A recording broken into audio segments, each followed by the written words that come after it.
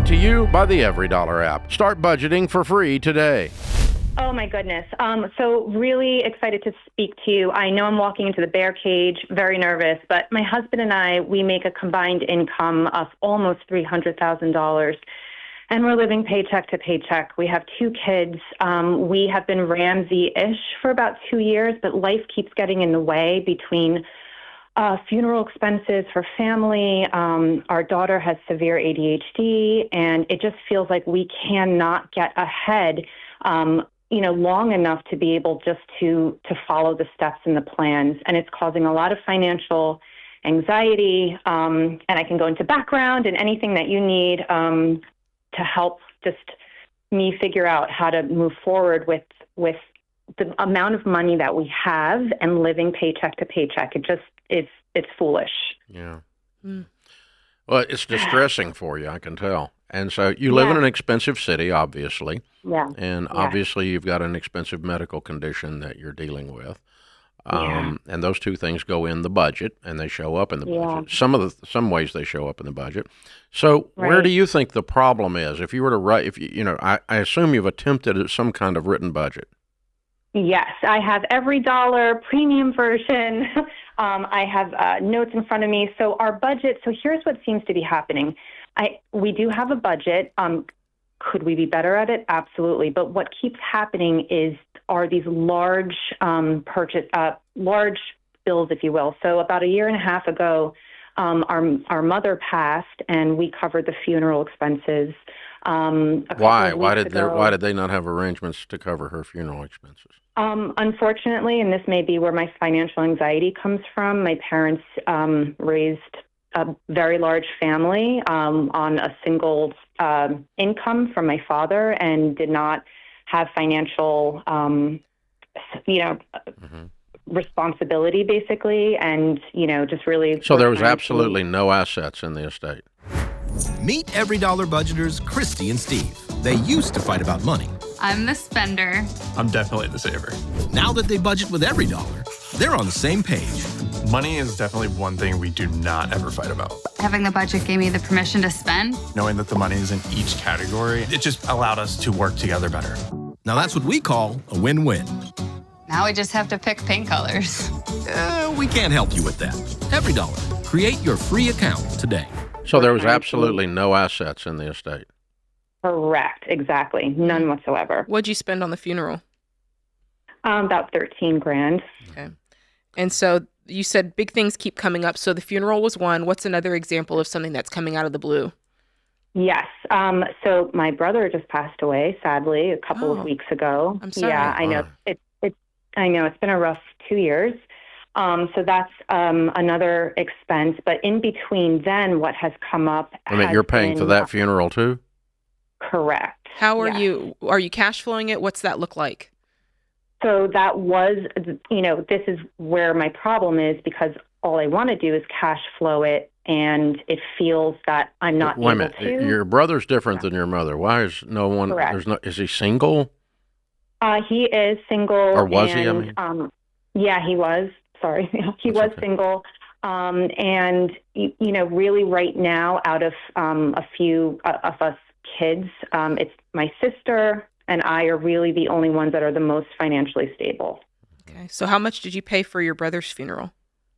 $8,000. And you did not pay cash? Correct. We put that on a credit card. Okay. And I do. So that didn't bust your budget. It broke your bubble, but not your budget. So why can't you live on $300K? That's why I'm calling.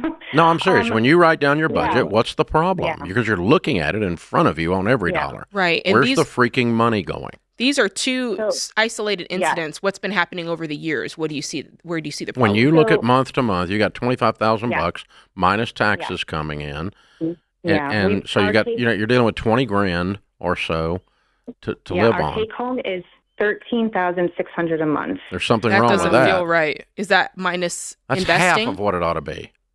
So I bring home $8,000. My husband brings home $56,000. He pays for insurance out of his check, and we both do contribute to retirement. How much? Oh, well, okay, that's the problem. Yeah, 15%. You have no money. You don't put money in retirement. You're stop. Yeah. Stop and get it budgeted. And what else you got? Have you got big tax refunds coming? No, we owe every year Okay. for the last couple of years. So now we've asked our employer. Okay, how much is your rent or your house payment? Our mortgage is $2,700. Okay, that's Not out of line. Okay. Yeah. And how much are your car debts? We paid off my husband's car and mine. I have $8,000 that we're looking to pay off as well. What other debts do you have? We have 2 credit cards. Our total debt, including this funeral now, is $17,800. You don't have much debt, so that's not where Correct. it's going. It's not your house payment. Yeah. That's not where Do you have it's kids going. in daycare? Lots of kids? Well, we have 2 children, and that's what I was going to get to. It's like, how do we? So our daughter's ballet.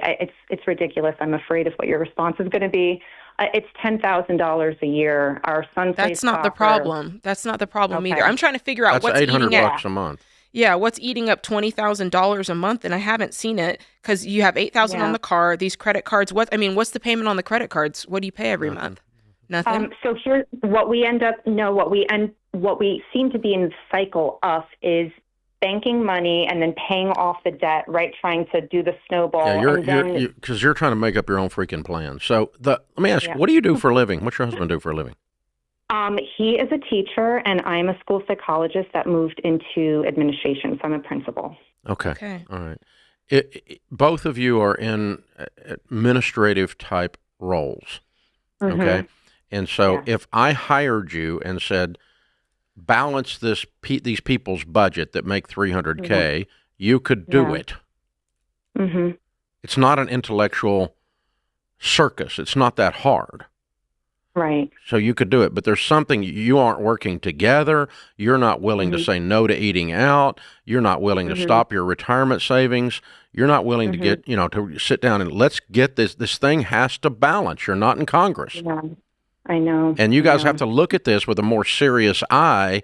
It sounds like it sounds like you keep circling around the airport and have refused to land. Yeah, because if she's really saying that the only debt they have is $17,000 in credit cards and $8,000 in cars, that money's she's not telling us. They're spending money on $10,000 here on ballet, and then and the ADHD was probably 10 or 15 grand on something they overdid, and so you overdo everything, and you're living drama to drama, crisis to crisis, and you're letting that stuff dictate your life rather than you dictating to that stuff.